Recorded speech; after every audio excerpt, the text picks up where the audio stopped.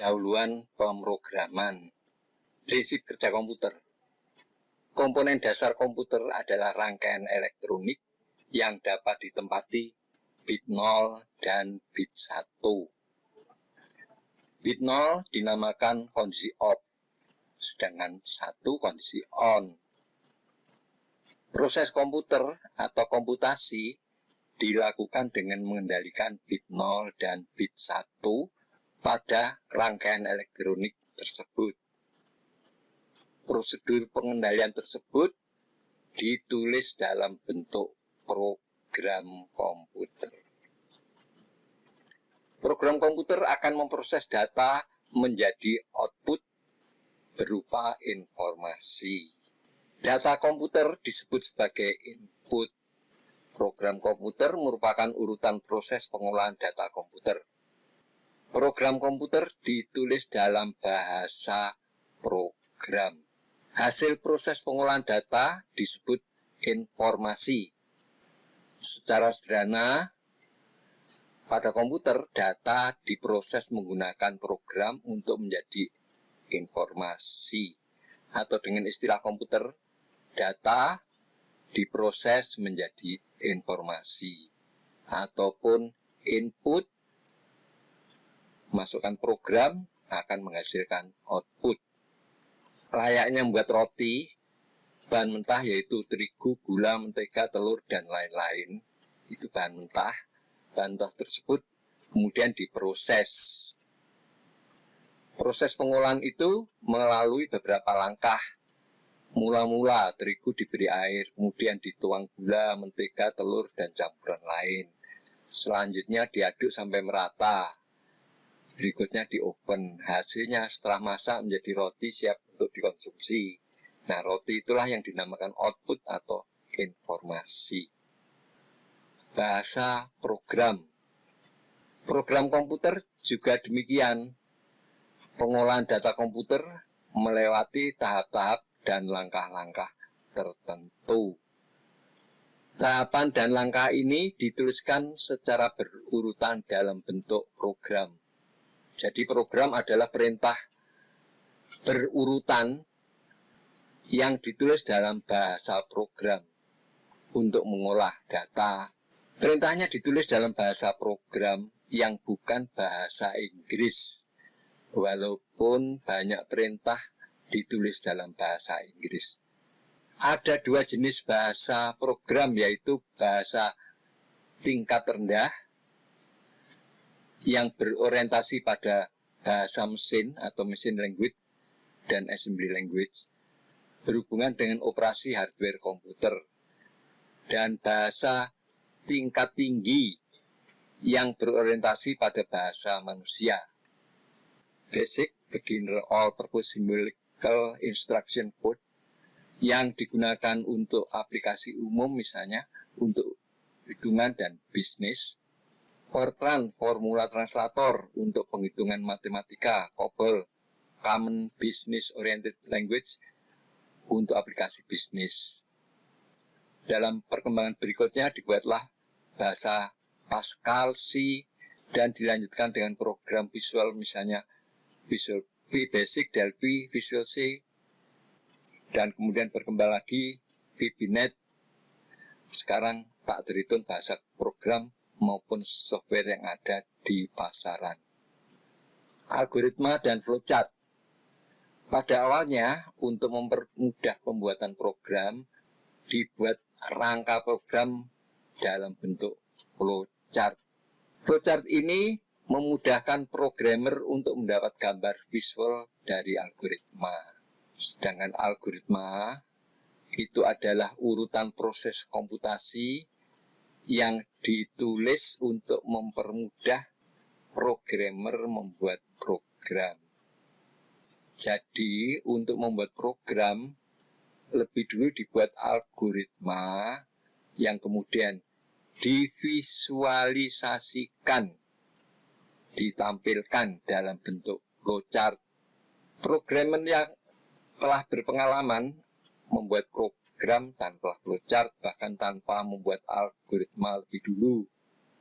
Programmer junior dianjurkan untuk menguasai teknik flowcharting lebih dulu. Logika pemrograman selanjutnya akan divisualisasi dalam bentuk flowchart. Untuk belajar assembly, flowchart mutlak diperlukan. Sistem komputer. Beberapa program komputer terintegrasi menjadi satu kesatuan yang disebut software system. Software system dapat diandaikan seperti telaga berisi air dengan permukaan tenang. Bila orang menjatuhkan sebutir batu besar, maka permukaan air di telaga itu akan bergelombang dan akan tenang lagi setelah tinggi permukaan air di mana-mana sama. Begitu pula, kecil dijatuhkan, terjadi riak-riak kecil di seluruh permukaan air sampai tinggi seluruh permukaan air itu sama. Demikian pula pada software system. Transaksi besar yang terjadi pada input data akan menyebabkan perubahan pada jurnal dan buku besar yang selanjutnya mempengaruhi neraca. Transaksi skala kecil juga sama pengaruhnya. Tidak dibedakan antara transaksi besar dan kecil. Flowchart untuk software system disebut sistem flowchart, sedangkan untuk program komputer disebut program flowchart. Nah, ini nanti yang akan kita pelajari ya, program flowchart. Tahap pembuatan program. Membuat program berbeda dengan membuat sistem program. Pada waktu ini, jika ada permintaan membuat program, yang dimaksudkan adalah membuat sistem program menyeluruh yang merupakan integrasi dari beberapa program. Program penggajian atau yang umum disebut payroll misalnya terdiri dari program perekaman data induk, kemudian tabel gaji pokok, kemudian tabel tunjangan, daftar lembur, daftar potongan selama sebulan, kemudian juga program perhitungan, kemudian program cetak output, dan sebagainya. Jadi bukan terdiri satu program saja, melainkan beberapa program diintegrasikan menjadi satu software system. Karena itu flowchartnya juga berbeda, seperti yang disebutkan di atas, yaitu sistem flowchart dan program flowchart. Nah, ini gambar dari simbol sistem flowchart.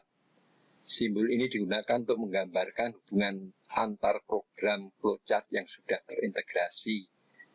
Nah, ini gambar dokumen, manual input, manual operation, merge seperti segitiga terbalik. Kalau manual operation itu seperti tong sampah, extract itu segitiga, sort seperti ini, kemudian collate, multi dokumen, kemudian punch card, punch tape, summing junction, or store data disk, delay, magnetic tape, magnetic disk, direct access storage, display, offbit, dan konektor. Jadi lingkaran ini adalah gambar konektor. Yang akan kita pelajari nanti adalah ini. Simbol program flowchart. Yang pertama adalah bentuknya terminal. Ini awal dan akhir proses. Artinya pada waktu awal membuat program itu gambarnya ini, dan terakhir akhir proses itu gambarnya juga seperti ini. Hanya ada satu jalur keluar atau jalur masuk. Kemudian preparation. Preparation itu gambarnya segi 6. Itu untuk di sini diisikan persiapan awal, nilai awal, atau biasanya dinamakan inisiasi. Selanjutnya segi 4 ini adalah proses. Di situ dimasukkan tulisan hitungan dan rumusan. Selanjutnya gambar belah ketupat, decision symbol. Decision symbol nanti ada pilihan yes, y, dan n atau no. Kemudian yang terakhir adalah input output. Di sini nanti dituliskan data sebelum diproses ataupun setelah diproses. Komentar atau comment. Setelah melihat tayangan, sekarang waktunya Anda memberi komentar tentang apa yang telah ditampilkan dalam tayangan itu. Caranya, klik add a public comment. Jadi pada tulisan add a public comment, diklik di situ. Di samping tombol merah di sebelah bawah. Tulis apa saja, usulan atau sanggahan atau yang lain. Tulis komentar dengan kalimat-kalimat yang sopan, walaupun seandainya Anda tidak menyukai tayangan itu. Kalimat-kalimat yang kurang sopan akan dihapus oleh admin YouTube. Komentar Anda bisa juga akan dikomentari oleh yang lain. Karena itu, pilihlah kata-kata atau kalimat yang baik yang bisa diterima orang banyak. Sekian.